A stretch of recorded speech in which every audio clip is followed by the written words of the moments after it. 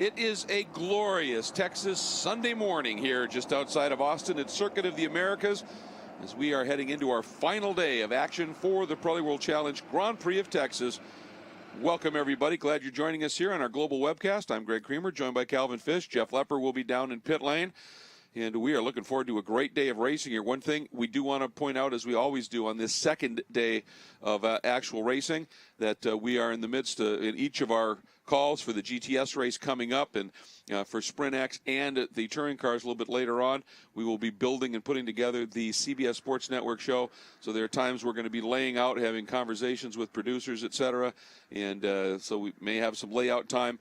We know you understand. We'll try and ride the natural audio a little bit and let you enjoy some car noise as we are doing so, and looking forward to bringing it to you whenever we can. We'll certainly come back and chat just a little bit, and of course every once in a while we might be repeating ourselves, because when we have those rare jewels when we're not on the CBS Sports show, we want to make sure we get them in there, and we might repeat them. So thanks so much for your understanding.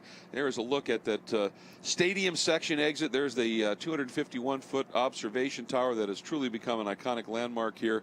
This is a track of great challenge, Cal. Temperature is actually a little bit more pleasant this morning than what we've seen, but the competition this weekend and virtually everything has been very, very hot, certainly in GTS. When you look at the grid yesterday, what we saw in terms of results yesterday, pretty special stuff. It really was, and the end of the day, the results, we had 5 different manufacturers in the top 6, 7 different manufacturers in the top 10, and we expect more of the same today. It's a very diverse grid here in the GTS field, and some great stories to come into today. Scott Dollarhide, who had that brilliant performance yesterday, got the win, got excluded afterwards in post-race technical inspection. The car's a little bit too low, so he's got a car that's now going to have to come from the back of the grid.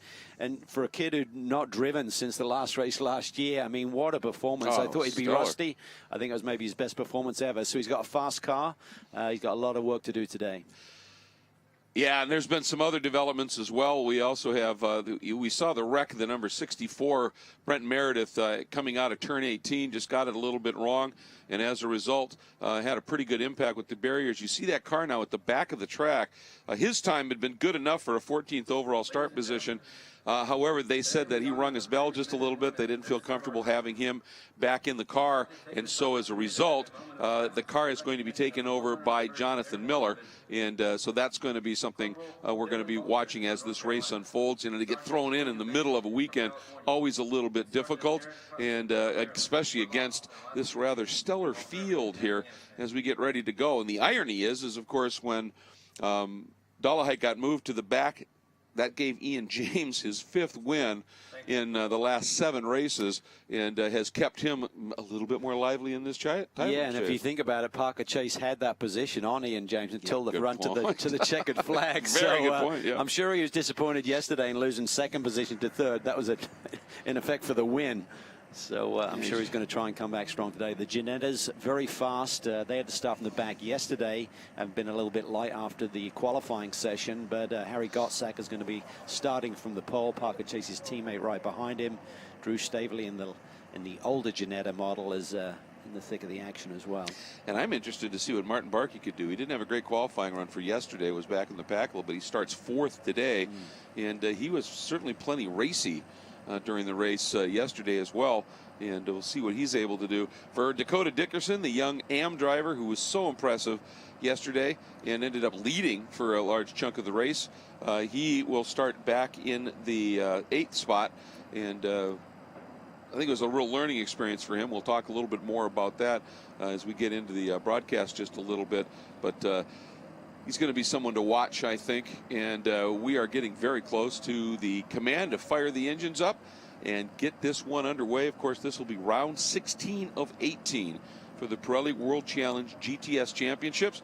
We are going to pause just for a minute. When we come back, we will be into our first bit of CBS Sports Network production.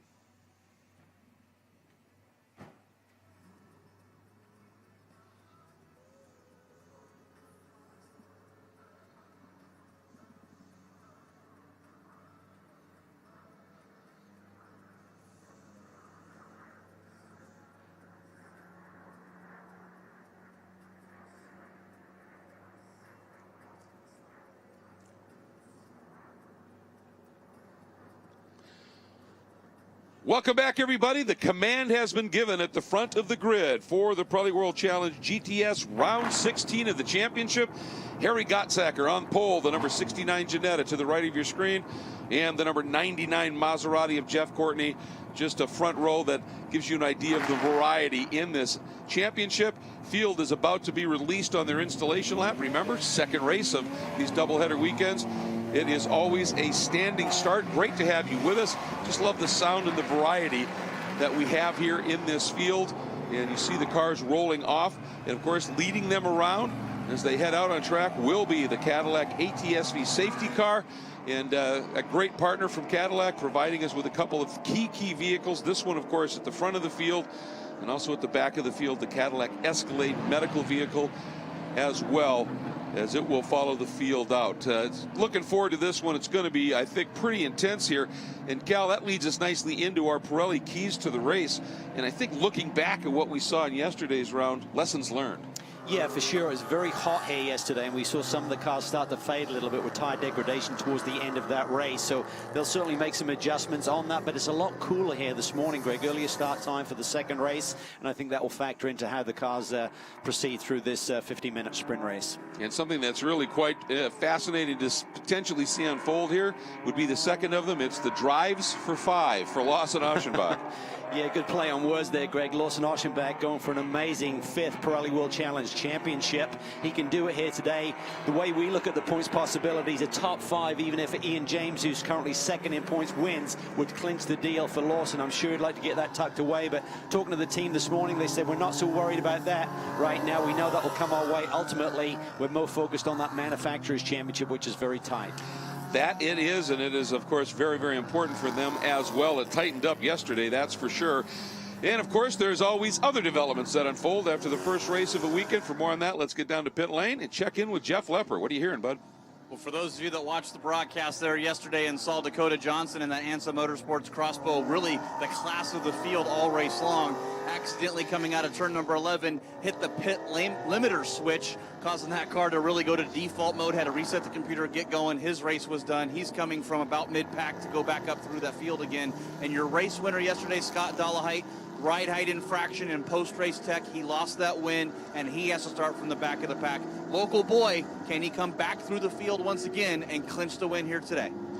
Yeah, that's a very good point. Tough break for him. We talked about the Cinderella story. Now he just has to come from farther back in the field. And if he can make a podium, I think we can still make the Cinderella story work. As we're getting ready to go for the standing start, we're going to step away quickly. We will be right back to Circuit of the Americas for the 16th round of the Pirelli World Challenge GTS Championship, presented by Kasich here at the Grand Prix of Texas.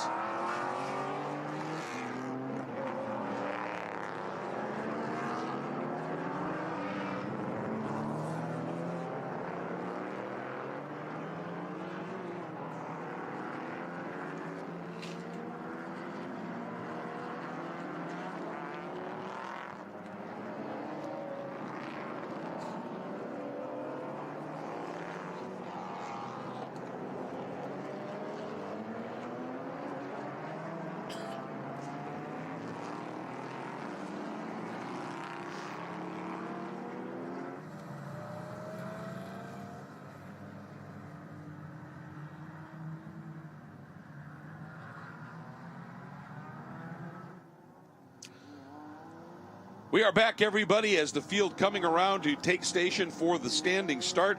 We want to take a look here at our Porsche race analysis. 3.4 mile track, 20 corners, but one of the interesting things about this track, Cal, with this field on it, temperature's down a little bit, but there are 3 different sectors on this track, and each of them is wildly different. Yeah, they really are. You need a little bit of everything here, Greg. You need straightaway speed. There's some long stretches, particularly this run from the start up to that amazing first turn. There's some tight stuff, real flowing stuff with the downforce of the cars and the handling really coming to effect as well. So you need it all here at Circuit of the Americas, and it's got a little bit bumpy as well, so you need some compliance. You need those eye-back suspension systems working well also. And here's a look at our quad block featuring our Replay XD cameras. Really some superb images that they provide. Here's just a sampling of what will be on tap for the race. You'll be able to enjoy some of these great onboard shots here. And Jeff Courtney on that left side just easing up, taking it very gentle, getting up into his start box here. And this is one of the interesting moments, Cal, with these standing starts. Again, this huge variety in this field. It's a huge variety in how these cars work on these standing starts. Yeah, absolutely. Some have some electronic aids to work with, some do not, but lots of different power plants as well in terms of how they launch, the torque that they have low down, and it's a big climb up to turn one from a standstill there. You don't have the momentum that you typically have. All right, the Cadillac Escalade, official medical vehicle, taking up station at the back of the field. And the way it always works, those of you familiar with it, we will have some yellow lights come on. You can see those little black squares off to the left of the screen, just inside that wall. And we have the red lights are on. The revs come up. When they go out, we are racing. We're green. Oh, and a huge start by Baptista, Cal. And Aschenbach trying to get inside on the yesterday's winner. Can he do it? Well, it's going to get really tight, but look at Lawson Aschenbach. He's all the way in the pit exit there. He's got to be careful of that blend line violation. Yeah, he and another car behind him were well over that, and they've been pretty stringent in enforcing that today. Gottsacker with Baptista. Wow, what a launch by Baptista. Chase into third, and already race control indicating the start under review. Yeah, you'd have to expect that. It's always a wild start, that climb up to turn one. It's so wide there, it's so inviting. Courtney's been dropped a couple of positions from his front row starting spot. Parker Chase on the move early, but as you said, a great start by Baptista, splitting the field. Working their way through these very tricky S's up through 8, now 9. That is just such a great corner, turn 10. Now down into 11, a hugely important corner to get right. Look at Stacy and Aschenbach taking a look at Stavely. Everybody just showing the nose as we head in here. That may have parked Courtney a little bit. Yeah, and Lawson's going to get a run on him now down this back straightaway. Ian James there, not the best of starts. He's now right behind Martin Barkey. Here we go. Here comes Baptista with that straightaway speed. Giannetta's really quick, got the handling lightweight, but down the straightaway, Baptista takes it in really deep. Runs a little bit wide, loses momentum there. Yeah, and behind them, he sure did. And look at the two Giannettas pop. Courtney tried to get a run on Stavely down into that turn, and Lawson tried to go with him as well. Lawson working the inside, now the outside of Courtney. Baptista, really impressive young man. That came in really kind of the benchmark in terms of balance of performance for this GTS field, but we certainly see a real different dynamic between it and these Giannettas. Look at that, Gottsacker's got some grip. Parker Chase's looked really feisty this weekend. Well, the drive he put in yesterday, Parker, from last all the way up to the lead on the last lap until James snookered him, was a pretty spectacular run. Gottsacker with that fast lap. Right now, we've got a portion of 3 Giannettas, second, third, and fourth, as they head for the first time at speed now up into turn 1. Things settling down now. Tire temps, pressures will be coming up. Ian James has really dropped back there. A little bit surprised yesterday's winner. We talked about Lawson Aschenbach needing a top 5. That was only based if Ian James was to score maximum points in this race. So that position that Lawson needs will drop. James in pit lane. You know, both Perry and Parker. Oh, wow. This is Dakota Dickerson, I believe. It's exactly. Something amiss with that Panos. He didn't seem to have a lot of speed there. There's no urgency here from the Panos group. Could be day over. Yeah, this seems pretty terminal, doesn't it? Oh, man, not what he wanted to see after such an incredible run of wins. Jeff, what's the word? Yeah, they're not really sure here. A really bad vibration on the Panos. They're taking off the left rear tire to see if they can look at anything there, but there was some contact on the first lap with this Pano and the KTM. He's got a flat right rear for Dakota Dickerson. They're getting that tire change and back underway. That explains that. A little bit of contact affecting both of those cars. And up front, once again, Baptista leading the way. But wow, those two Giannettas are just right in tow. It's Baptista, Gottsacker, and Chase right now running 1, 2, 3 overall and in the pro category.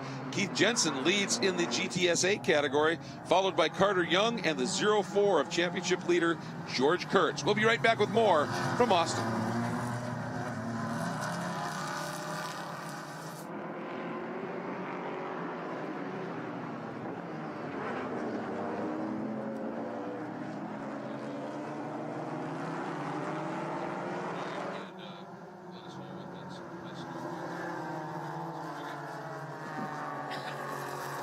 All right, folks, in break for the CBS Sports Network show. Back with you here on the global webcast. And, boy, I'll tell you, Baptista is having to work really hard. He's obviously got some decent straight line speed, but everywhere else, those Ginettas are just magic. And you talked about the Cayman being basically sort of the basis of all of the stuff. It's because it's one of the most stock of all the cars out there. And so they sort of have to reference off of it just for that reason. Don't we look at Aschenbach taking a run at Courtney here? Yeah, he does. He's got a good run. He's really tucked right underneath that rear bumper. And now flicks to the inside. How deep can he take it in? Nice job there by Lawson, and the pressure may be off Lawson. Aschenbach, I'm sure he's got the word from the pit lane that James may be out. That really helps Chevrolet in the manufacturer's battle as well, because it was Panos who was sort of like sneaking up on them with all of those wins that they were grabbing over the last few rounds of the championship. Well, guess what? We just got word from race control. Cars 10 and 11, that's both of the Black Dog Camaros, drive-throughs for blend line violations.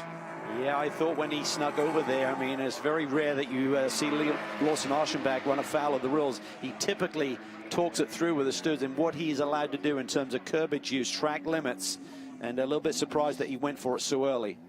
And you can see they've got the rear suspension pretty much completely torn apart now on that beautiful Panos Avezzano GT as they are working on that car right now.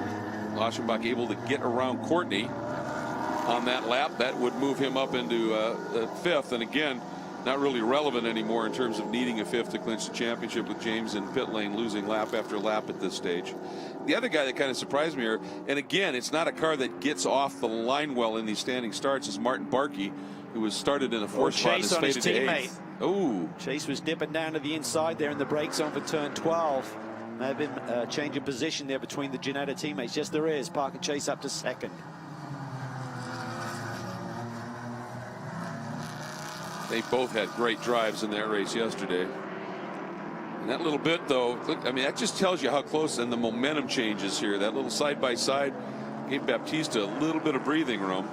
I think the key for him is just managing the tires. I mean, it's a lot heavier car that he's dealing with the Porsche platform compared to these Ginettas, so he needs to manage those tires now, even though he has the track position and has the lead. Stavely still sits fourth. Aschenbach now in fifth. Nate Stacey, good run, a little bit farther back on the grid than he wanted. He's worked his way up now as well. Stacey up to seventh. Tell you what, Parker Chase really floats that car through that final corner there on the front straightaway. We saw him do it towards the latter stages yesterday. His teammate Gottsack getting a nice draft here, pulling up the hill, looks to the inside, thinks better of it. Yeah, they're teammates, and they're also absolute best friends. So you, of course, want to beat him and have some fun with it, but you also don't want to have any kind of an issue. Here's number 11. That is Tony Gables, who's second in the GTSA points, and he's making his run down pit lane for that penalty. Got his 7th podium in the GTSA category yesterday. And he can't afford too bad a day because George Kurtz has a 40-plus point lead. Yeah, exactly. And there's potential for him to clinch today as well if Tony has a really bad day. Certainly isn't going to help the points, his finishing result, or his attitude, I'm sure, at this stage. To reset the electronics early in the race yesterday, which cost him a lot of track position, but then he said the car was very good through the latter stages of the race. It's dynamic, as it seems since last year. Gottsack has really found some pace, Greg, and last year we didn't see him really out-qualify his teammate very often, but he's doing it on a regular basis now. But Parker Chase is such a good little racer. I'll be curious to see who can finish in front of the other here today. Yeah, I think that's exactly right. I think Gottsacker really has learned how to carry speed and everything, but Parker just gets up on the wheel. We saw him in his very first year of competition. We marveled at his ability to go deep on the brakes numbers of times. Speaking of a charge to the field, here's the 46 of Dolehite as he has worked his way up from dead last on this field. Now that is inside the 47 of Jensen. That should be for ninth. So he is flying right now. Yeah, he's done a really nice job. Great racecraft, showed that yesterday. He's had a lot of time to think about this race. His local track had a podium run here last year. Lotus is working well. Unfortunately, the car's a little bit too low, as Jeff alluded to. Post-race tech, so they lost the victory in their grid spot, most importantly for today's race. But ideally, what he'd love to see is a reset. You know, make up a bundle of positions, get a full course caution, be a little bit closer to the front of the pack, then go on the attack once again. And also getting around Jensen on that same lap, the number 04 at George Kurtz, who's just up front of Dolehite. And that is now for the lead, putting Kurtz back in the lead in the GTSA category. Looks like Stavely is closing now on that pair of Ginettas. And Baptista's been able, a little bit of a wiggle there by Harry, who got back around Parker. And that has allowed Stavely to get in. Welcome back, everybody. The number 10 Lawson Aschenbach, as Cal had alluded to right before we went to break, looked to be inside of that blend line on the start. That is what race control said. A drive-through for Lawson Aschenbach. That is going to set him back a bit. He'd worked his way up into 5th. Yeah, and that was going to be the clinching position if Ian James was to win. The Panos is obviously in big trouble here today.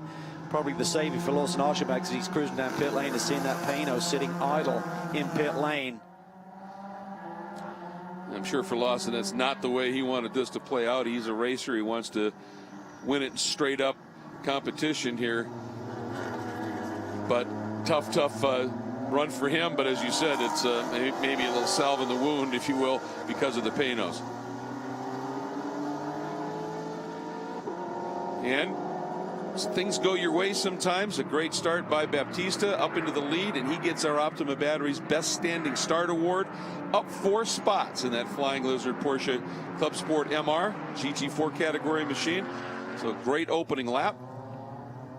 He's showing really good pace here. Ginettas, though, are coming after him strong. They got a trio of Ginettas. Parker Chase now leads that and got around his teammate. Let's take a look at this start here.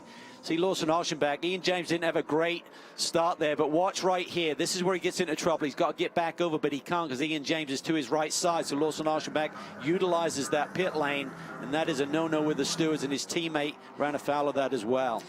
And then while we were in break, great moves here by Dullahite, working his way up through the pack. He now finds himself up in the 10th spot. So some good running there. For Tony on that, when we looked at that start, looked like he was fine on that blend line. And then one of the Ginettas kind of eased over to the left, and Tony just had to avoid him, and that put him over there. So interesting developments there. But after all of that activity, we've got Rodrigo Baptista with a good run in that Flying Lizard Porsche up front. Then the 3 Ginettas, 2nd, 3rd, and 4th, and a little bit of a break now back to Courtney. There he comes in that Ken Direct Stuff Maserati. Key for the leader right now, Baptista, is managing those tires, Greg. That came as a little bit heavier than the Ginettas, so he's got to really try and maintain the lead, but not overwork those tires. We said it's a little bit cooler than yesterday, so that task may be slightly easier. And we've seen some great racing here between the 2 teammates, the 69 of Gottsacker and the 19 of Chase. Swapping positions a couple of times. Pole sitter Harry Gottsacker back up into that 2nd spot. Yeah, it's a great little duel between the 2 teammates here, jockeying back and forth. Gottsacker had that pole position in mid-Ohio. That was an indication of his pace this year. Followed that up here yesterday, but unfortunately their qualifying times were disallowed. Both cars were underweight and had to start from the back. But he laid down the fastest lap yesterday and started from the point today. But Baptista just has that little bit more straightaway speed. Made that move down into turn 12 to take the lead before the end of the 1st lap. You just see at the bottom of the frame that green and black Flying Lizard Porsche. That's Nate Stacey now running in the 6th spot. And the problem for him is he's about 3.5 seconds behind Courtney. So there's this field getting a little bit strung out. Here comes Nate, and being chased here in the number 80. That is the MBRP Power Sports crossbow of Martin Barkey. So these two having a little bit of a battle. Nate in the 6th spot, Barkey in the 7th spot.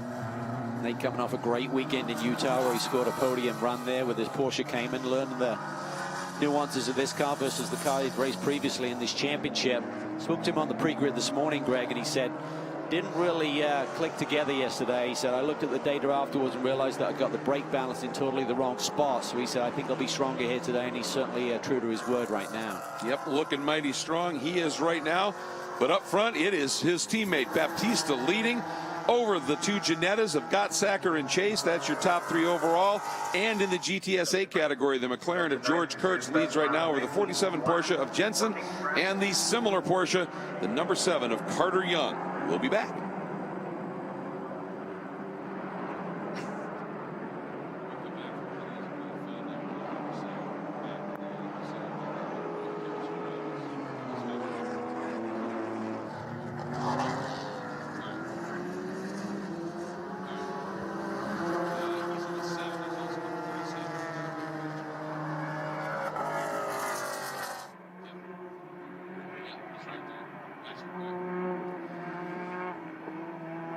These two guys really duking it out here, Cal. These two teammates having a great run at this stage, and I think having great fun as well. Tell you, there's a bunch of cars that run very similar fast laps so far in this race. Baptista has the fastest lap of the race at a 2:18.57. Ginettas are at 18.6, 18.7. Staveley's similar pace as well, and the older Ginetta. Courtney's dipped below the 19-second bracket as well. We saw this in the race yesterday as well, as where the cars that are fast early in the race aren't necessarily the ones that are quick middle of the race or quick at the end of the race sometimes here. And look at this, Dullahite has gone around George Kurtz, and Kurtz leads right there in that CrowdStrike Global Motorsports Group McLaren, but right behind him, having a tremendous race, Keith Jensen in the number 47 NOLA Sport Porsche. Kind of just sort of popped onto the scene at Road America, showed great speed, got caught up in an incident and had a Ginetta diffuser jammed up the front of that car. But once they got that taken care of, and at the other rounds he's been at, he has been very, very impressive. Once again, we see that McLaren demonstrating its straight line speed advantage over the rest of the field. Kurt's some 8 miles an hour quicker than Jensen in the Porsche there through the speed traps. And you saw Dullahite was able to get around Kurt, so that puts him up into the 8th spot, so having a good comeback drive. Look at this up at the front. Those Ginettas, now that they're not fighting, have reeled Baptista right back in. This Staveley, we talk about him running the older 2016 Ginetta platform, doesn't have the electronics aid, doesn't have traction control, doesn't have the ABS system, a little less horsepower, but they're able to run 100% throttle, whereas the newer cars are restricted a little bit on their throttle body. I talked to that team when they showed up at Road America, and I was chatting with them. I said, you got to be pretty pleased, considering that, of the two teams, you guys right now have a little bit more pace. And their engineer just looked at me and smiled, and he said, yeah, he said, even with the older car, he said, we figured a couple things out. Yeah. And he was saying, yeah, I think they were really enjoying the challenge. And I think sometimes, it's not necessarily the best way to go. I mean, there's an update kit available, and I spoke to Ian Lacey about that, who operates the car for Gannett and Staveley, and he said, I'm not sure we're going to switch. He said, I think I like the way the BOP is with this older car. Right now, though, that margin is coming down. Last couple of laps, Gottsacker has run, well, last lap he was 2/10 quicker, now 4/10 quicker on this most recent lap, and coming after it here. As we go back in, look at some of the action in the GTS category, is the number 62 of Clennon. He's gone around the number 7 of Carter Young, so that's going to put Mark Clennon now up into 3rd in the category. Right behind Young is the number 2 of Jason Bell, and closing on them is your overall GTS points leader, Lasse Aschenbach, in that Black Dog Speed Shop Camaro. Just needs to pick his way through. That was really tight there on Jason Bell. Yes, it was. Look at Parker dancing on the brakes. Deep into the ABS, and car, as you said, starts to dance around a little bit when you're on threshold braking there. Your teammate right in front of you, you're probably leaning on that pedal a little bit harder, like, okay, roll through the corner, clear the way. Now Parkey has gone around Stacy, so he has picked up the 6th spot. Stacy 7th, and closing on them is Dullahite. Dullahite's running really fast laps here. Yeah, he's dipped into the 2:19s on the last lap. Not quite as quick a pace as he had yesterday, so we'll see now on a clear racetrack what he can lay down in comparison to the leaders.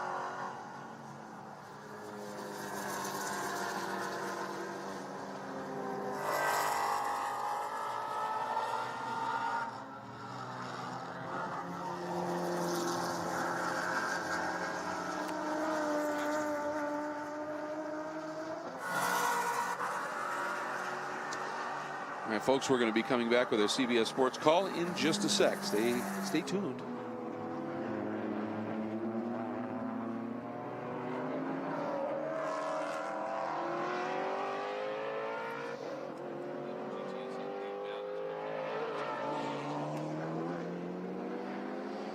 A great battle for the lead in the GTSA category here at the Pirelli World Challenge Grand Prix of Texas in the GTS, presented by Kasich Class of Competition. George Kurtz in that 04 CrowdStrike McLaren, going for a, frankly, quite remarkable 8th straight win. But making it real difficult for him right now is the number 47 Nola Sport Porsche in the hands of Keith Jensen, who got a run and got up inside Kurtz at one point and just couldn't quite make it stick. Big slide. He tried to tuck it there, tried to hug that curve, and just over-exceeded what the car would give to him. But nice catch. He recognized that his car is really quick through here, but just tried to lean on a little bit too much. Look at that catch. That's sweet. Absolutely beautiful on the absolute edge. Just love to see that here. You can see now up into turn 11. This is where Kurtz, all he needs to do is get that car straightened out and drop the hammer, and he's got it covered down into 12. He does. I think even if we're talking about the last lap, if he can hold position there into turn 11, he gains so much down this straightaway. And then just try and hang on for the rest of the lap. There's a long way to go. Just under 30 minutes left on the board. And that's why the 47 of Jensen is driving it so hard everywhere else here. Now here's a look. Lawson Aschenbach is picking up some overall spots, and that's important. But look at this battle behind him. The 62 Tender Belly McLaren of Mark Clennon, now third in class. Then the number 2 Jason Bell in the Racers Edge Sin R1, that black number 2. And then an interesting story right behind him in that blue number 7. That's Carter Young. This is only his second event in Pirelli World Challenge competition, racing for Global Motorsports Group. He's getting some great coaching as part of their driver development program from Alec Udell. In between Utah and here, he was playing paintball and had a shot fired at him and dove to miss it, hit the ground, and his fingers caught in the turf, and he badly broke two fingers on his left hand. One of them he had to have surgery on. And talked to him late in the day yesterday, and he said he ended up with a third yesterday, and he said, I said, how was it? He said, oh, you wouldn't believe how much it hurt by the end of the race. And he literally has to, on that paddle shift, he can't use the normal fingers to make the downshifts. He has to rotate his hand sort of through the wheel a little bit. He said it's taken some adjusting, but doing a great job and still right there in the top 5. Although he's got Bob McCallion in the number 45 Sin R1 breathing down his back, and Baptista now has got Sacker and Chase breathing down his again. He does. All three of these leaders ran very similar lap times, within a tenth of a second of one another on that last lap. So it certainly seems that Baptista is leveled out in terms of the delta. Looked like the Ginettas were much quicker there for a few laps, but now it's about the same pace. He's controlling this race really well. Similar deal here, Greg. Not as much as the McLaren, but certainly that Porsche Cayman has good straightaway speed, so he should recognize he doesn't have to defend when he gets into the brake zone for turn 12. You see Gottsacker and Chase just trying to run as one, catch any kind of a toe they can from Baptista, but also running together like that, be a little bit quicker than they would be alone. You can see Chase able to run up a little bit on the back of Gottsacker, but they just don't have enough there, as you said, to be able to stick into that braking zone with Baptista. See Stavely in the white Ginetta still fourth with a little bit of breathing room back to the 99 Maserati of Courtney. The key for Gottsacker is he needs to do some tire management as well. It's not like there's a safety net for that Ginetta where they can just keep pushing and pushing without any drop off, but he'd love to be putting the pressure on Baptista and maybe forcing his tires a little bit more. So I think if they can close this gap a little bit, that Baptista will probably have to get a little bit more defensive and then lean on those tires by compromising his ideal radius through some of these corners. Well, they definitely hound him whenever they can and get close enough to him right now, but as you said, Baptista is really putting on a superb drive at this stage. That car, I've not seen that Flying Lizard Porsche sideways in the least. He is really being very, very careful on those tires. Yeah, he's a cool customer, and it's great to see some of these young drivers come into this championship, Greg, and really develop through the course of a season. He seems to be a different driver compared to when we saw him in the opening rounds, even though he's had pace all season long. And he continues to lead overall and in GTS here in front of Gottsacker and Chase. George Kurtz continues to lead GTSA in the McLaren over Jensen and Clennon. We'll be back with more from the Pirelli World Challenge Grand Prix of Texas.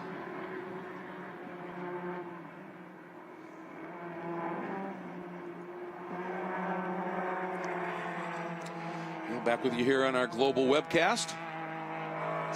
And Dullahite is he's moving. He has now caught Stacy. This would be for 7th as he continues his march. I mean, he really is driving exquisitely well again, but as you said, Cal, he needs some sort of a reset to maybe have a shot at this podium right now. You think about the overall margin, he's 15 seconds back of the lead. Yeah, he just laid the fastest lap of anyone on the racetrack on that last lap crossing the stripe, so he's got the pace certainly, but coming from the back, you'd have to think that he needs a reset. There's no way he's going to drive up to those leaders. There's just not enough time in this race to do so. He's got pace. He's driving very, very well. Really impressive to see someone basically have an extended layoff from the final round of the championship last year at Mazda Raceway Laguna Seca and come back in such good form. And it's, you know, been great for him to be the official pace car driver and safety car driver in that Cadillac ATSV, but a little bit different style of driving. Yeah, he's led around here. He's led a lot of laps this year. Yeah, that is true. Stacy just enough able to defend. Apparently we have a problem. The number 9, which is one of the ANSA Motorsports KTM crossbows of Bill Ziegler. Apparently a little bit of a problem somewhere around the track. Just letting the teams know, and that's that move. Well, I'll tell you, Dolomite loves that tight run out of 13 into this 14-15 complex, and Nate sensed it, kind of covered it.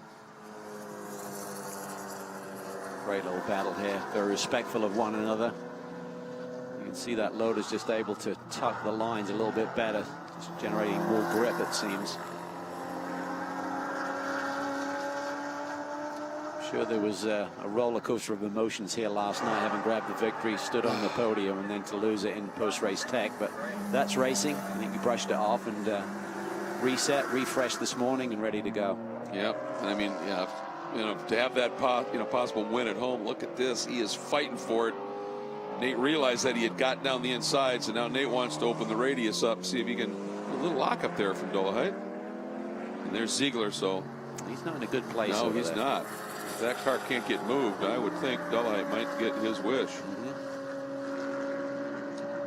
And all you needed was those two cars to battle out and end up going off the exit of turn 1, which is exactly in the target zone where Bill Ziegler is sitting. That's a tricky enough corner without a target in the target zone for you. They have to negotiate. Sturge will certainly be in communication with the team to see if there's any chance that Bill can get life back in the crossbow and get it operational again. You just see bottom of the screen Martin Barkey, so that's the margin for Dolomite. If he can get up there, that would be for 6th.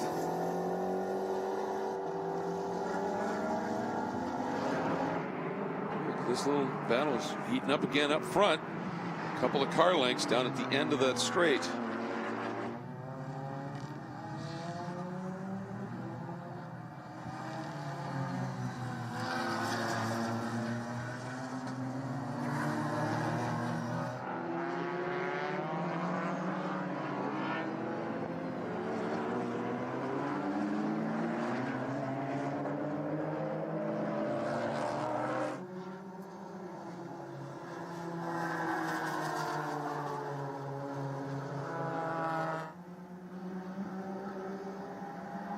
All 3 of these guys, Greg, are just trying to eat up the clock. Wait for a shootout at the end. It's like they'll be in communication with their teams. When I used to race, I used to have a stopwatch on the steering wheel if the car would allow it in terms of space, just to see. I used to use it in qualifying to see how much time was left. If you want to sort of like back time and get a clear lap. I'm not sure if anyone does that or has a mode on the dash that they can see how many minutes to go, but either way the team will be communicating in terms of the time elapsed and how far you have to run. Reports now that Ziegler clear up in turn 1. There he is off in the grass. He's obviously still wounded, but is at least able to move, and that's a good news. It's for everybody except perhaps Dolomite, who really would have liked to have seen a caution. Yeah, there's some safety havens around this racetrack, so maybe Bill can get his car over to one of those if it is unable to continue. All right, we'll be back in just a sec with our CBS Sports Network coverage.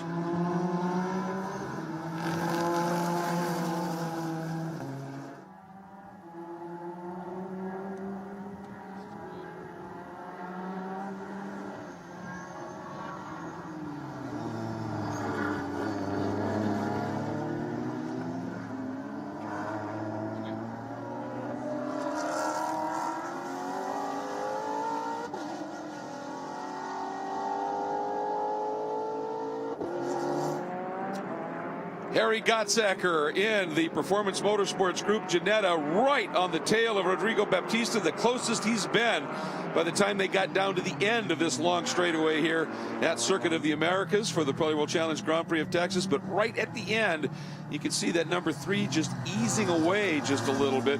And we've been talking about just how planted and what a great drive Rodrigo Baptista is able to put in right now. Well, some of that is due to the absolutely great tuning work I'm sure that Flying Lizard has put into the iBox suspension on that car. Let's take a look at our iBox suspension cam. And it's absolutely crucial here. There are parts of this track where you need curbing. There's these bumps that have evolved, and you need to be able to have a platform that's working like this for Baptista. Absolutely. Jim Bell and the whole engineering squad there at Flying Lizard have this Porsche Cayman working really well as you look at the iBox suspension system working. But I tell you what, even though it's a relatively mild morning here in Texas, the heat is increasing on Rodrigo Baptista because Gottsaka and Chase are a lot closer, and they were really putting the pressure on down through the S's. Just before we came back up, Baptista had a little bobble in turn 11, and that allowed the Ginettas to be a lot closer as they went down into that brake zone for turn 12. So the pressure is intensifying here as we get underneath 20 minutes to go. Up through that just stunning turn 1. It just no way our broadcast could give you an idea of how steep that climb is up from the pit out area up to the track. The number 9 of Bill Ziegler, you just saw him off to the side of the track. They've determined that he has been able to move that car from turn 1 into a safe position. So we continue without caution. And of course, there's a few drivers out there that may have liked a quick caution. One of them being Scott Dullahite, who has worked his way up into 7th in his closing. But good battling going on in the GTSA category right now. This is for 4th. And it's the number 4 of Mark Clennon. That is the orange Tenderbelly McLaren. He is being hounded by Bob McCallion in that red number 45, excuse me, Racer's Edge Sin R1 GT4 machine. That is a really good scrap. And closing on them is Cody Ellsworth in that Porsche right behind him that's being run this weekend by CRP, the DeVilbiss CRP Racing Porsche. Cody a standout in the touring car divisions and decided to try and make the step up to GTS. And is right in the thick of things here. Yeah, had to park the car yesterday. He's having a great battle here today. I just love this class, Greg, in terms of the diversity with the machinery. Yep. These beautiful, almost supercars, you'd have to call them in terms of that McLaren and the Sin. Sweet stuff. Yeah, it absolutely is. Back up front, Baptista once again. I tell you, it sure is helping him to be handling real well from turn 11 to 12. Seems like he's got quite a bit of understeer in the car, particularly through right-hand corners, Greg. We see it there through towards the end part of the S's. And through that right-hand sweeper there, he's just using a lot more road than he was initially. See there, he's just a little bit wider than the Ginetta. I know they're very different cars in terms of how they develop grip. But when you're following somebody and you're seeing that car struggling to get turned in just a little bit, he just lights your fuse, doesn't it, in terms of, all right, keep the pressure on. Oh, he's so close now. Baptista does have a little bit of an ace up his sleeve in terms of the straightaway speed of that Cayman, but Gottsaka's really close. I think if this was Parker Chase, he'd be diving down the inside. I think Gottsaka takes a little bit more patience in terms of his passing attack. Boy, look at this battle with the lead in GTSA, still the 0-4. Crowd strike McLaren, but look at this, Jensen got to run. He's going to go for it. Can he tuck it to the inside? Yes, he does. Will he run out of road? Can George Kurst do the undercut coming off the corner? Drag race up this front straightaway. Should be advantage of McLaren. Boy, Kurt squared that up beautifully. Got that nose pointed, didn't he? Yeah, he sensed that one coming. Great racing here. I'm sure there's a little bit of frustration from Jensen saying, how do I put this guy away? I think he's got to get the pass done early enough and then try and extend the gap through the S's where he's very, very strong. Look at this, Parker Chase back on the attack on his teammate. I wonder if Parker's thinking what you were thinking about. If I was that close, Harry, I'd have been diving down to the inside. Let me through on this guy now. Drifting that car. Saw that yesterday at a similar stage to the race. Parker Chase just really nice balance in the car, but not the ultimate grip. Just power sliding this car through the corners. Baptista are able to extend the margin there as they head down towards the brake zone once again for turn 12. And as he draws away just a little bit, we want to remind everybody, if you're like us and huge fans of the series and want to know what's going on throughout the week, it's an easy way to do it through social media. First place to go is the Pirelli World Challenge site at world-challenge.com. Great video content there, including links to live broadcasts of the races. You can also, of course, go to Facebook. Just search the Pirelli World Challenge Championship fan page, or on Twitter, look for the handle at WC Racing. And for all things racing, take a moment and check out Motor Trend On Demand, which includes the archives of all the Pirelli World Challenge races. You can start your free trial at motortrendondemand.com today.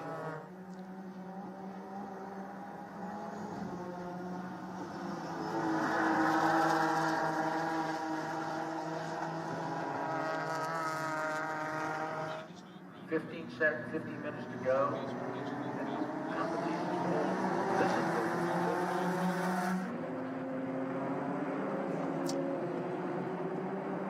Rodrigo Baptista has been able to find a little bit of breathing room here at the Pirelli World Challenge Grand Prix of Texas in the GTS presented by Kasich class.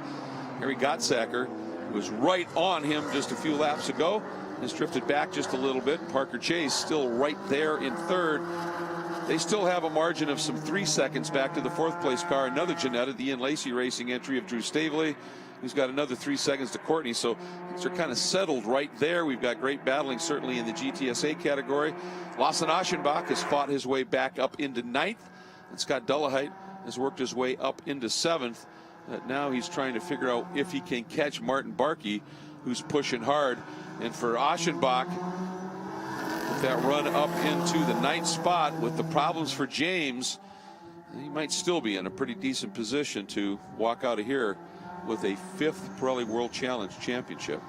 Yeah, we'll look a little closer at those calculations as we get down towards the finish here, Greg. But bit of a frustrating day, I'm sure, for Lawson Aschenbach, despite the fact that he knows that James is in trouble. Will not score points here today. No way that Ian James can do the 50% needed to be classified as a finisher for point scoring potential. I think a little bit of the curbs there to try and rotate the car. A little bit of a frustrating season. I mean, he has had 11 podiums, and that, you know, at first blush you'd think that's pretty impressive, but only one of them a win. This guy is a racer and loves to go out there and go for wins, and to not have many this year at all, I'm sure, is a little bit frustrating for him. He's always so good at the big picture view of things. What do I need to do to win a championship? Would you like to win a championship with a pocket full of wins too? You do, and he would have had a bunch more if it wasn't for Ian James. Yeah, charged here from mid-season on. They really developed that Panos Avezzano very effectively throughout the course of the first part of the championship. Had a few mechanical DNFs. Otherwise, this championship could have been really tight going to Sonoma.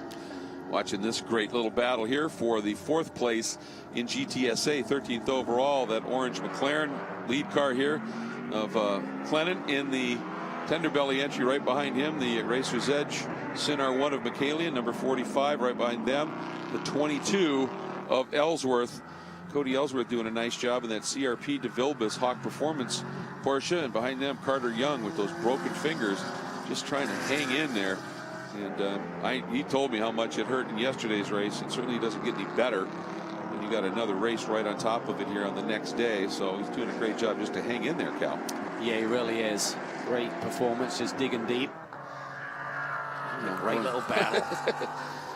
McCallion is really trying to work over Clennon. Tricky turn 19.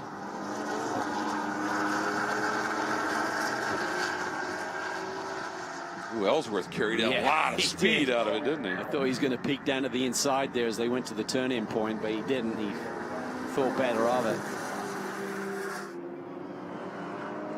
Sid Carter Young has done a great job of just hanging with this gaggle of cars right here. Very impressed with this young man. I think he's got big plans for next year. Greg may incorporate some endurance races. Yeah, he's just fallen in love with it. And he's the perfect example of the Global Motorsports Group driver development deal. He was just a customer, took his personal car to them, where, of course, they're one of the absolute best in aftermarket performance parts, certainly for Porsches, which he had. And they did some work, and then he said, yeah, I'd like to, you know, can I do any kind of a track day thing? And they said, yeah.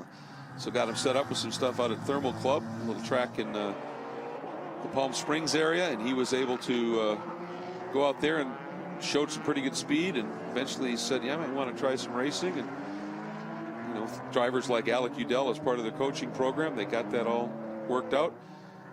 And he showed up here in this series at the most recent round at Utah Motorsports campus.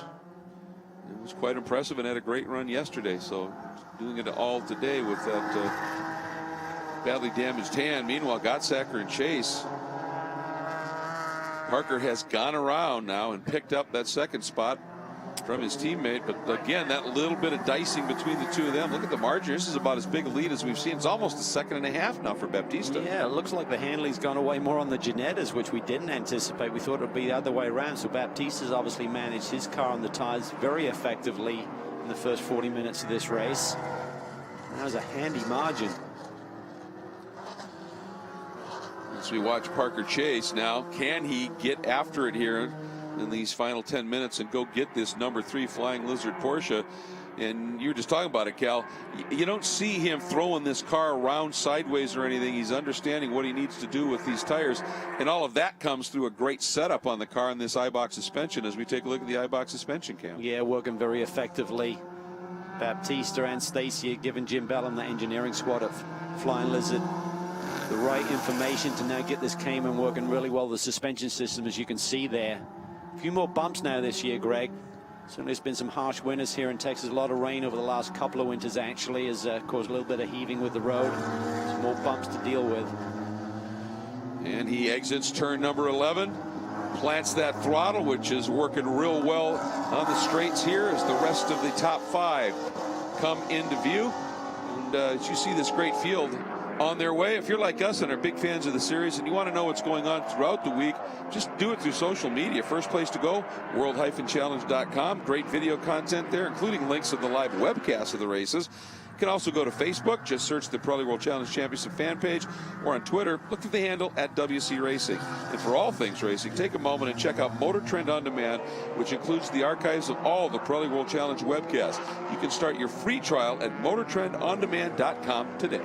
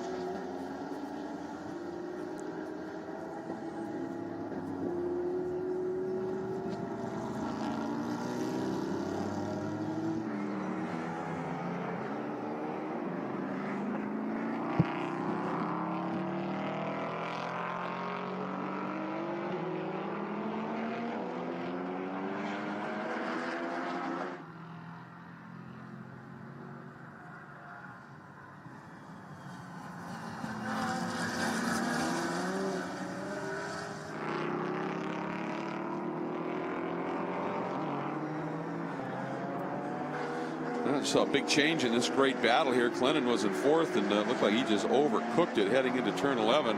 And McKaylee, Ellsworth, and Young have gone through. Ellsworth had a little bit of a moment. Big snap oversteer that he had to grab. It gave Carter a little bit of a rejuvenation. 7 minutes left. That would be for 6th. That's actually that would be for 5th. So top 5 is big. Cody Ellsworth now, I think he senses an opportunity. He really is pushing McKaylee now that they've gone through on Clennon. Again, this is back in the 13th overall position, but this GTSA category for the non-professional rated drivers doesn't mean they don't have a lot of talent. It just means they don't make their living as a professional race car driver.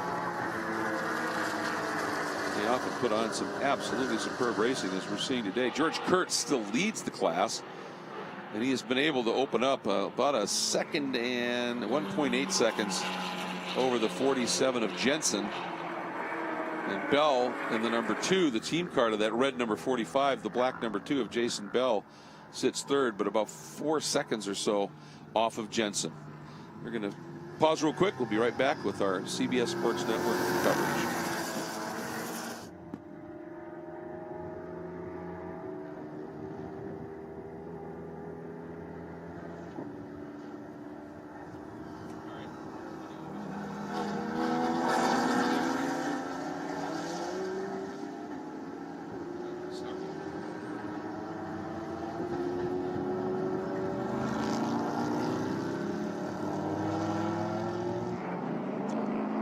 fabulous battling throughout the field continuing here at the Pirelli World Challenge Grand Prix of Texas. In our GTS category, this is a stout battle right now for fourth. It is led by the number 45 Sin R1 GT4, a beautiful little prototypical looking GT4 machine of Bob McCallion, chased by Cody Ellsworth, then Carter Young.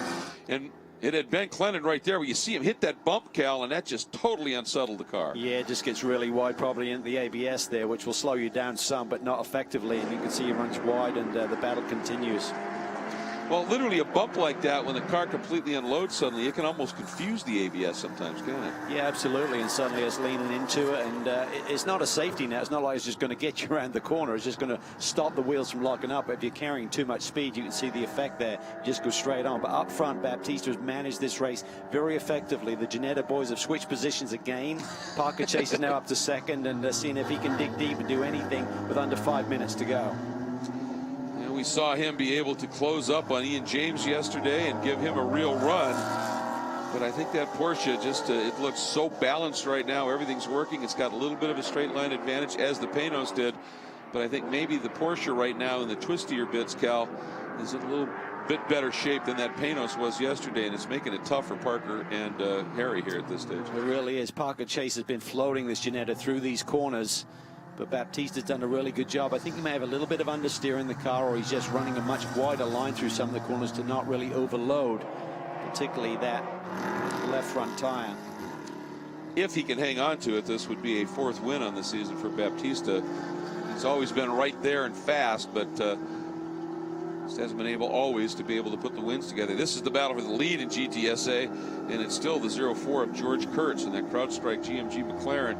And you can see Jensen is all over him by the time they get through the twisty stuff and they get on that straight. And that great McLaren speed allows George to draw away. Jensen in the Nola Sport Porsche, he has been up on the wheel this entire race, doing a great job. We saw that huge save earlier in the race, and he is still hounding your points leader. And this could be a big day for George as well, couldn't it? Yeah, he's got potential to clinch as it runs right now. I think if he wins this and keeps Jensen behind him with Gables with his drive-through penalty running down in the 8th position, this could be enough for Kurtz to clinch this championship with 2 rounds to go as we head to Sonoma. And getting word from race control, next time by start finish for our overall leader Baptista, white flag will come out. Here's Kurtz. Watch Jensen, he just closes it up. He really is carrying some speed here. On the brakes. You've just got to try and think this through. This is a real chess game here with under 3 minutes to go for the victory in GTSA. And that McLaren just launches. It does. He's got to try and get the lead somewhere early in the lap so that when they get to the back straightaway, he's gapped this McLaren. George is, he knows his animal. He knows what he's got underneath him. He knows the advantages and the pros and cons racing against this Porsche.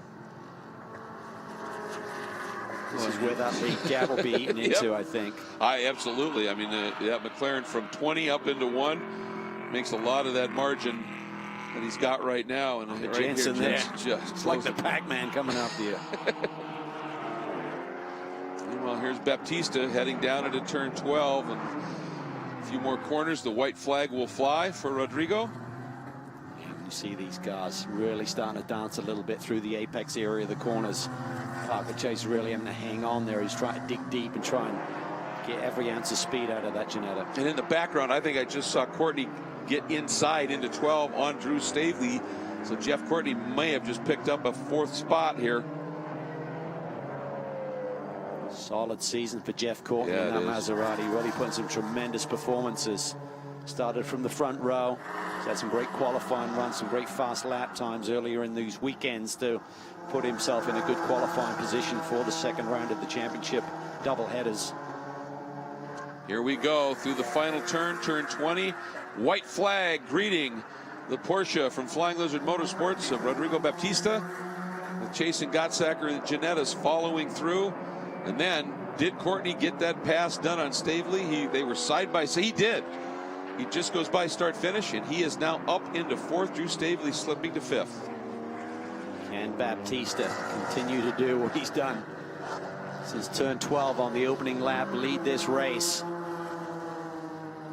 Outstanding performance by the whole group. As we said, probably made some slight adjustments on the car since yesterday. Learn a lot when you run 50 minutes in terms of what the car's going to give you on long green flag runs. And there is Courtney in the Maserati, up now into fourth. And was a relentless long attack, and Jeff doing a superb job bringing that car now up into the fourth spot.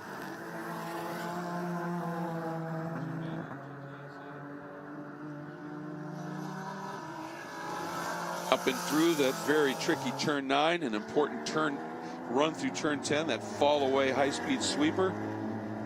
Ooh, Jason Bell pulled off to the outside right there. So, well, he's just had such a roller coaster season. He's been so fast so often. See the leaders there heading down towards turn 12. Greg Baptista seems to have a nice gap. Here he is. Can he bring it home? Back marker car right there. There's our leader. Look at this. Gotsacker down the inside on his teammate. This is what Baptista wants to see. Those two duking it out. And Harry was floated a little wide there, but it was enough. Keeps Parker behind him. Parker, look at him, just go to the throttle. Back end rotating around. He's coming up the inside. Oh! Gotsacker turns it by himself. I don't think there was a nudge there. I agree. Made to try to tighten the opening up a little bit. And just loses the rear end late in the going, and Courtney is through. Stavely's through. Yeah, I think he saw Parker decide to run that tight line and tried to turn in a little bit too soon. Gotsacker saw him coming and tried to close the door a little bit and just ran out of rubber, it seemed like. So now he's back behind the bunch, but into the final turn. Here he comes. Rodrigo Baptista. Porsche wins at Circuit of the Americas. Flying Lizard and Rodrigo Baptista, fourth win of the season for them. Parker Chase, a great drive up into second again. And for Harry Gotsacker, he will slip to fifth as Courtney, by virtue of that quick spin and recovery by Harry Gotsacker, will end up on the podium in the Maserati. So Porsche, Ginetta, Maserati up on the podium. Great variety there as well. And here is the 04 of George Kurtz as he heads into that triple apex right-hander. Looks like he's got some room at this stage. Heading down into this up to the 20. 7th position. That gains him a point. It's going to be really tight in terms of whether Kurtz clinches here today. Here we go. Kurtz, McLaren winning in GTSA at Circuit of the Americas. And the bigger question is where is Jensen? He lost a ton of time on that final lap. And George Kurtz, stunning achievement, his 8th straight win and 9th on the season. And we are going to step away. We will come back and hear from our winners here at the Pirelli World Challenge Grand Prix of Texas.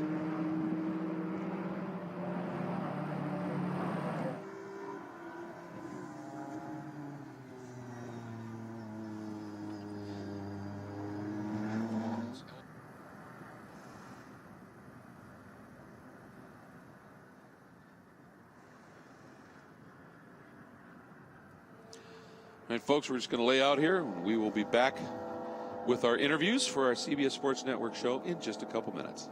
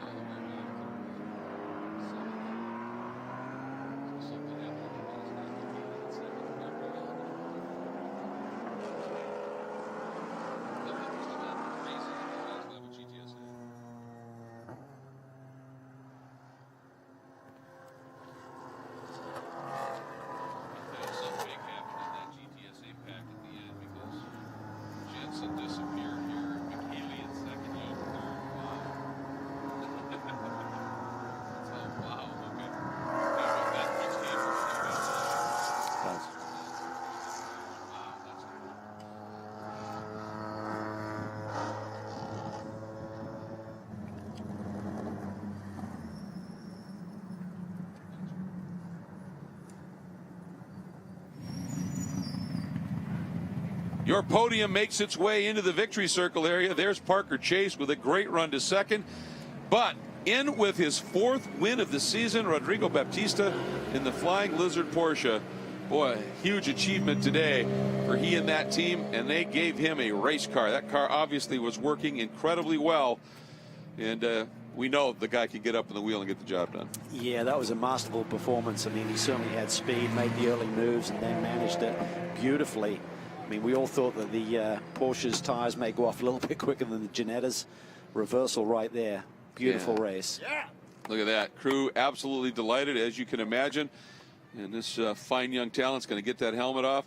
And Jeff Lepper, I'll tell you, he had a good sweep of the event at Lime Rock earlier in the season, but now gets his 4th win on the championship. Well, didn't get the sweep here, but just a superb drive, all based on that standing start, getting around those 2 Ginettas. And great start for you, Rodrigo, your 4th win of the season. Congratulations, really coming to terms here with Pirelli World Challenge GTS competition. Well, thank you. I think I won the race on the start. This car is really good on the start. But the Ginetta was really fast on the race, on the turns. Yeah, it was a really good race. Tell us what you went through your mind in that start when you were trying to get on those cars and take that lead into turn 1. I really don't know. I just accelerate and try to be outside the turn to don't get one car inside. So yeah. Nice drive for Rodrigo Baptista, 4th win. I think he kind of maybe broke a sweat there, Greg and Cal. Yeah, exactly. 4th win of the season, and he also gets the VP Racing Fuels Hard Charger Award, up 4 spots over the course of the race, and that is absolutely a tremendous drive and well earned there as well. And just to explain it for you here, you're wondering about, well, Dolahide coming from the back. He was at the back because of a penalty, which means you are ineligible for that award. So let's take a look at the GTS Pro Results. Baptista by 2.7 over Parker Chase. Jeff Courtney, great move late in the race that got him up into 4th, and then when Gottsacker got a little squirrely there, he was through and onto the podium. Yeah, great battle there between the Ginetta teammates and Harry Gottsacker. A little mistake. It was a beautiful drive. Other than that, drops him down to the 5th position. And, of course, we also have the GTSA category. And, Jeff, what he has put together here in GTSA is absolutely stunning. George Kurtz, his 8th straight win, 9th on the year. Unbelievable stuff. It is. We're almost 2 handfuls full of wins here for you there, George Kurtz. Great drive today, but really battled along all race long. Yeah, it was quite a battle. We didn't have the start that we wanted, and we had to come back from behind. But, we battled through and, fought our way up to the front in the AM category. And I certainly had a good battle with Jensen. So I think it was hopefully good for the fans, and it was exciting, being a driver. Obviously thinking big championship picture here, too. You're looking pretty good with that win. Obviously going into Sonoma, home race for you there with, the technology and CrowdStrike being Silicon Valley. Are you looking forward to that? Yeah, absolutely. I mean, that's one of the most spectacular venues, and that's a great place to close out the season. So, like we've done all season, we just put our heads down and keep chipping away and hopefully be consistent and hang around for the best results that we possibly can get. Well, there's George Kurtz today. 9 wins on the year, 8 in a row, like Greg Creamer mentioned before. Yeah, best results he possibly can get. Well, he's just been getting the best results you possibly can get and stringing them together here as you take a look at the GTSA results. And there was a big development late in the race. Something happening. We didn't quite catch it here, but Bob McCallion suddenly ended up in 2nd. Carter Young, another podium with those broken fingers.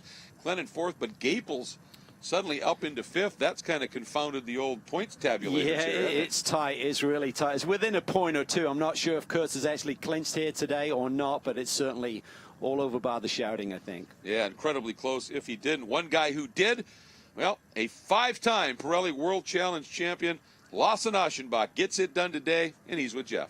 So I think that's this many championships now for you. Obviously, we look at the points here provisionally. You are clinched enough points going into Sonoma, but congratulations. Not the day you wanted, but definitely the championship you wanted.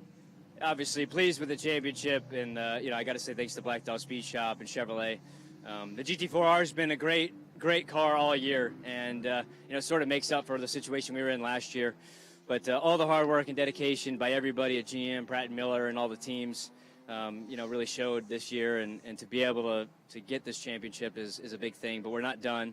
We want to clinch the teams. We want to get the manufacturers. And obviously today I'm really disappointed in that penalty because, when you're below someone and you hit a blend line, I mean, I'm not sure what you're supposed to do. Should I just slam on the brakes and stop, or should I turn right and take the whole field out? So very disappointed in that whole deal, but at least we were able to claw back to a top 10 and salvage what we could. But it was that was really frustrating. But otherwise, happy with the championship, and it's number 5, so can't be happier. A lot better reason to have their heads up down here in Black Dog. 5 championships for this driver. Yeah, that's pretty august company, joining Michael Galati for second on the all-time list behind only Petey Cunningham. That is some great stuff. And in the manufacturer championship, we just want to mention is with Lawson finishing back in 9th in the Chevrolet, and with the Panos getting no points, and with the Porsche winning, Porsche, I think, jumps up into second, and it closes to Chevrolet. So going into the final 2 rounds, driver championship may be decided. This hugely critical manufacturer championship, wide open, Cal. Yeah, a lot on the line with 2 rounds remaining at Sonoma. And as you said, Greg, Porsche with the big win here today leaps over Panos in the manufacturers championship and closes on Chevy. All right, well, that's going to wrap up our web coverage here of the Pirelli World Challenge GTS by Case-It Championship. Once again, I want to remind everybody that the final rounds coming up in Sonoma mid-September. If you're out in that area, please come and join us for some great racing. We have a lot more coming here on the web for you today, right around noon. We will be having our Sprint X pre-race festivities, and then getting underway with the second of the doubleheaders here for the Sprint X Championship, and then wrapping the day up at about 2:30 with the final race for the Pirelli World Challenge Grand Prix of Texas for the touring cars. So make sure you come back and be ready for that. For Cal and Jeff, I'm Greg Creamer. Thanks so much. We'll be talking to you from Texas in just a bit.